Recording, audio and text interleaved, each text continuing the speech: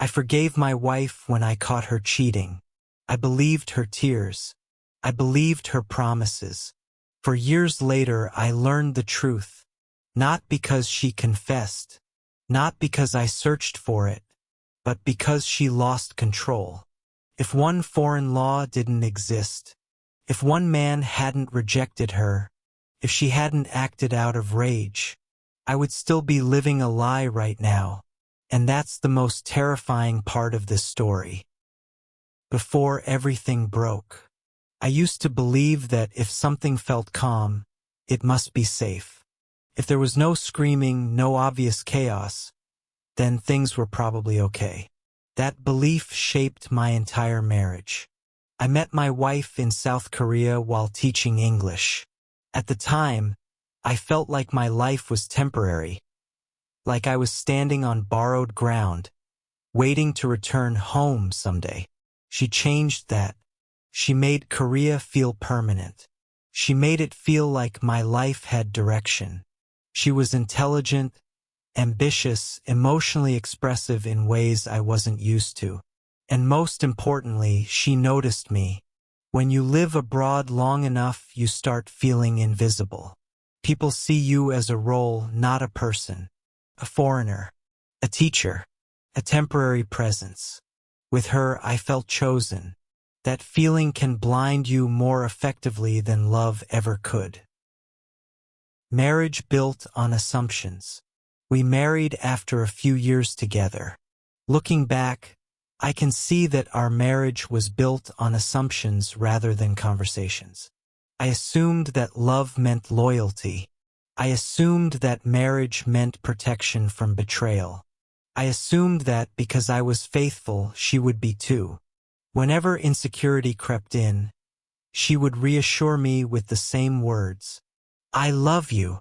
I would never cheat on you. Those words became a safety blanket, and I wrapped myself in them every time doubt tried to surface. I didn't realize it then, but trust without verification isn't trust. It's vulnerability without armor. The decision that shifted everything. Eventually, we decided to move to the United States. I was exhausted from teaching English. Felt like my life was stuck in a loop. New students, same conversations, same endings. I wanted growth, stability, a future that felt solid. She wanted to become a nurse in the U.S. She was already an emergency room nurse in Korea, but language was the barrier.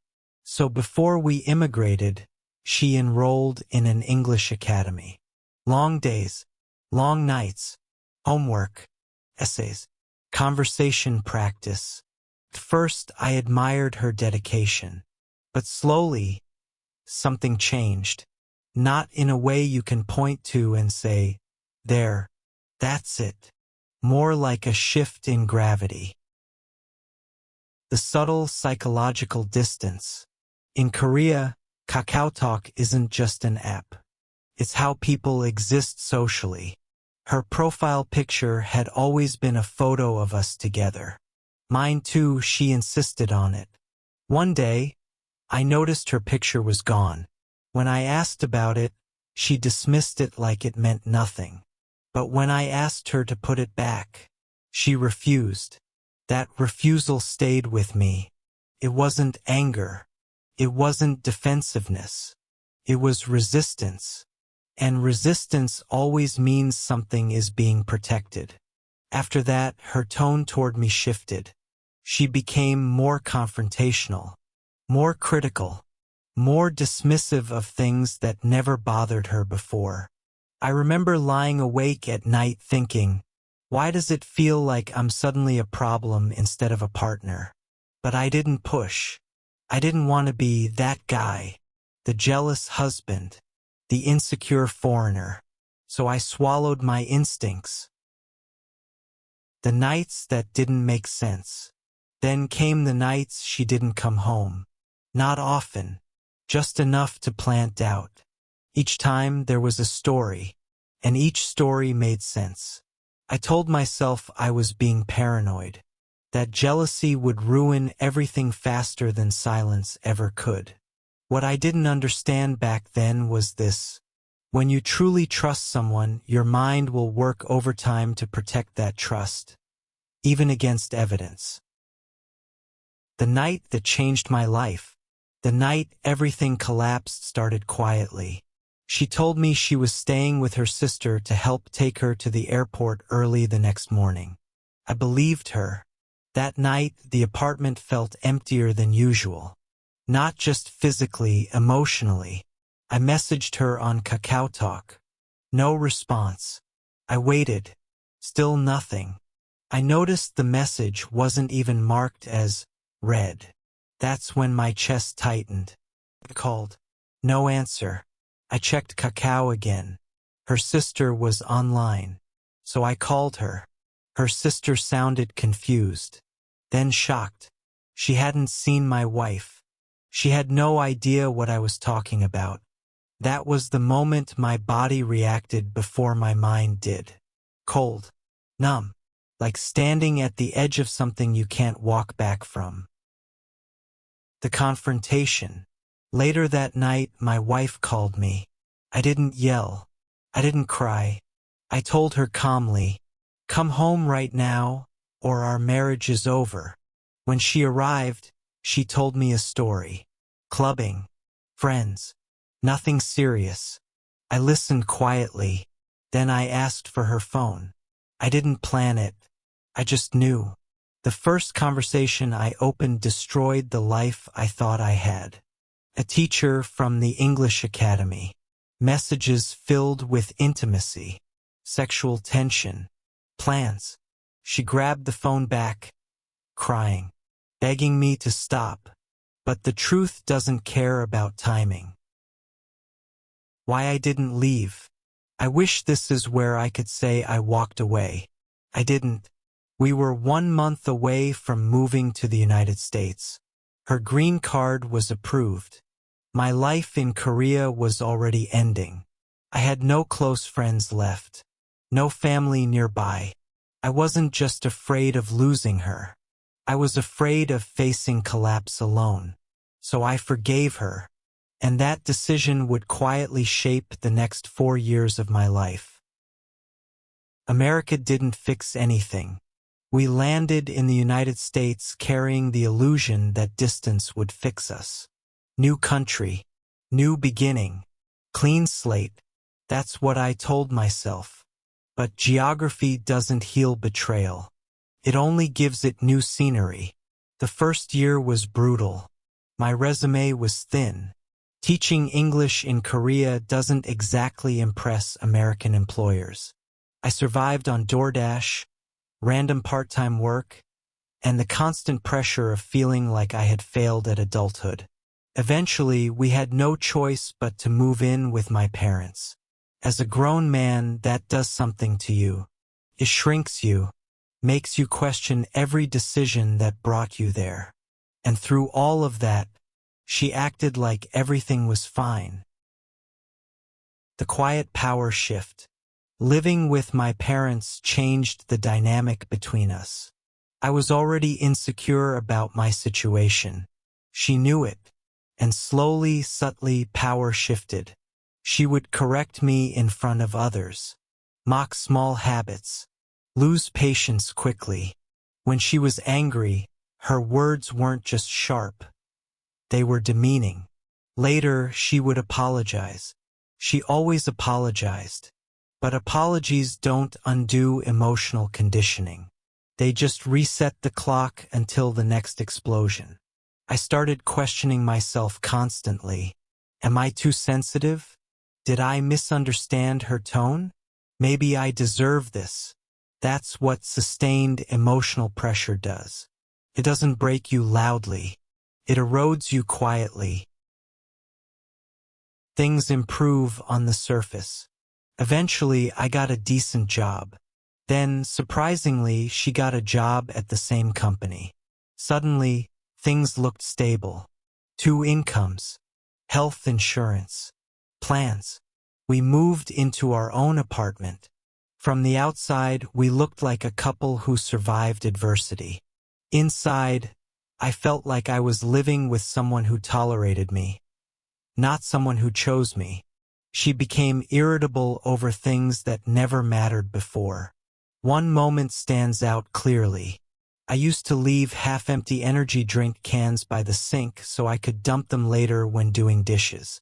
I'd done that for years. One day she exploded. She yelled at me, saying she had told me not to do that, which she hadn't. Then she said, "Dump them now, or next time I'll pour them all over your pillow." I remember just standing there, stunned. It wasn't about the cans. It was about the contempt, emotional distance, and self-doubt. At some point, I stopped initiating conversations about how I felt. Not because I didn't care, but because every attempt ended the same way. Dismissal, deflection, or anger. So I learned to stay quiet.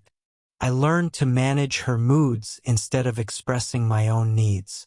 And without realizing it, I started living smaller. That's what long-term dishonesty creates. Not constant chaos, but constant self-doubt. By fall of 2024, we both knew it was over. We decided to divorce. No screaming, no dramatic scenes, just exhaustion. Still married, still entangled. Even after deciding to divorce, we were still living together. Money made it impossible to break the lease.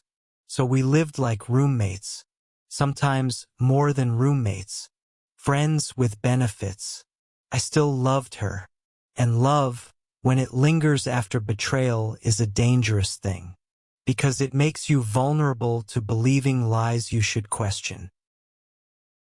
Korea again. That winter, she went back to Korea. She did this almost every year, visiting family and friends. Nothing unusual. Until one day, she called me crying. Her voice was panicked. She told me the wife of the man she cheated with years earlier had contacted her, threatened legal action. For years later, I remember sitting there, phone in my hand, thinking, why now? The timing didn't make sense. But she sounded scared. She said she needed help, money for a lawyer. She asked me to take out a 401k loan. I agreed, because despite everything, I still cared. The story that almost made sense. I asked her how the man's wife could possibly have found out after all this time. She told me they had communicated through essays during her time at the English Academy, and the wife must have found them. It sounded plausible. Strange, but plausible. And when something sounds just believable enough, your brain fills in the gaps for you.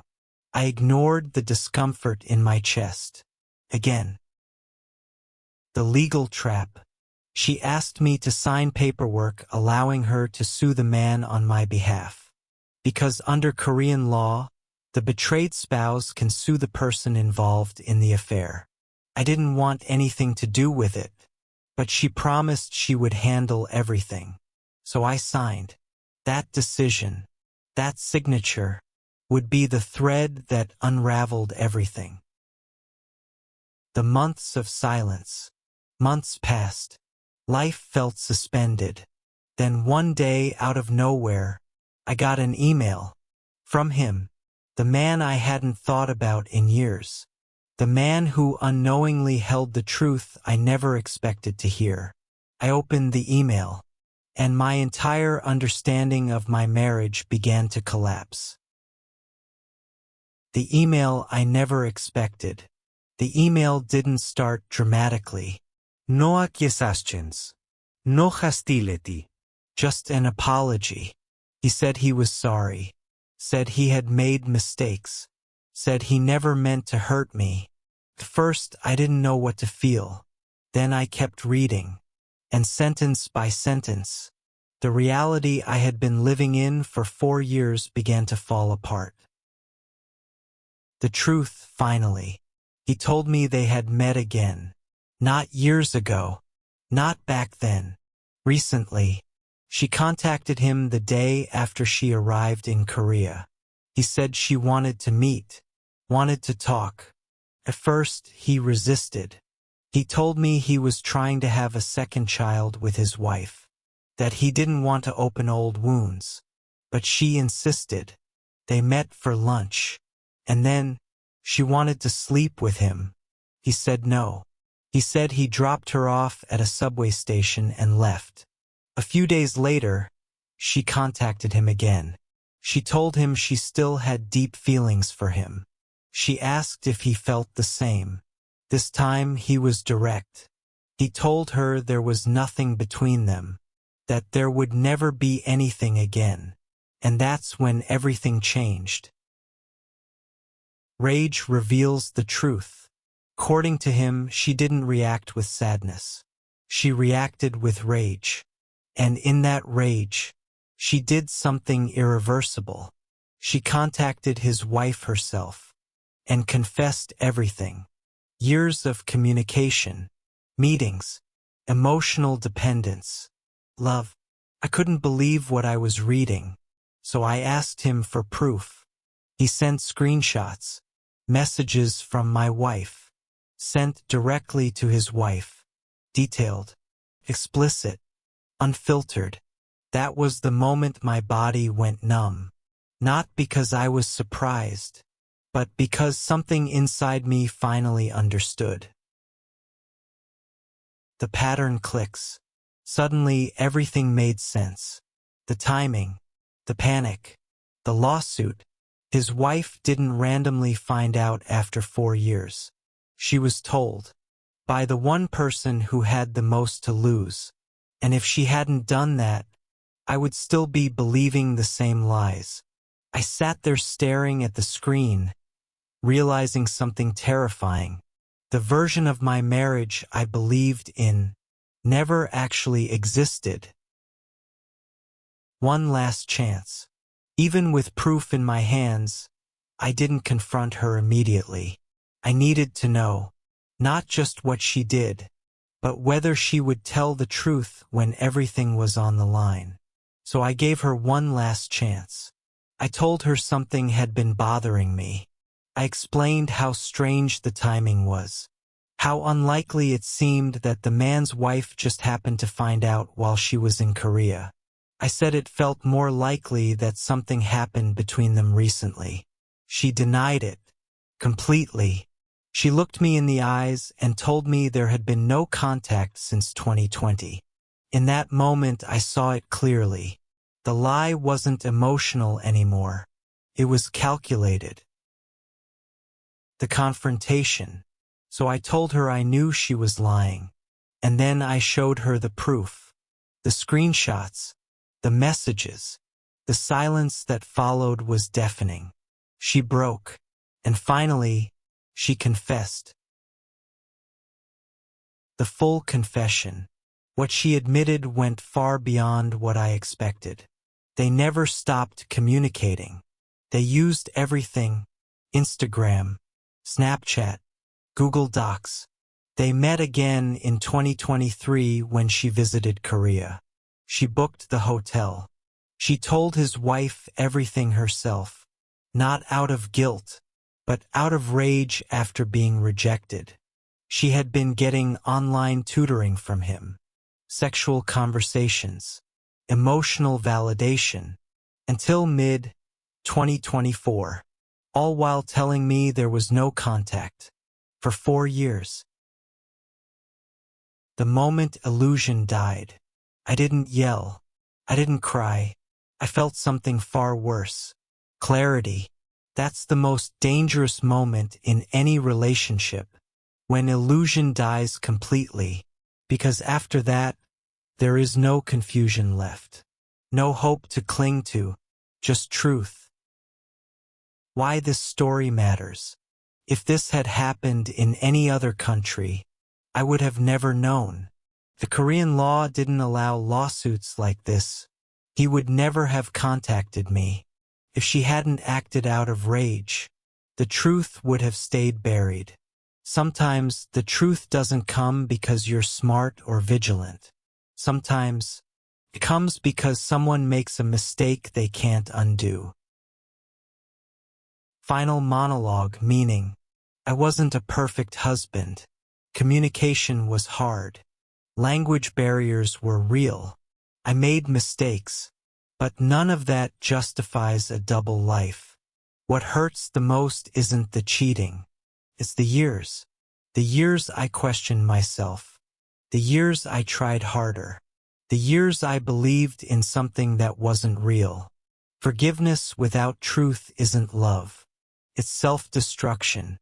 And if you're listening to this story right now, if something feels off in your life, don't ignore it. That quiet voice inside you is usually right.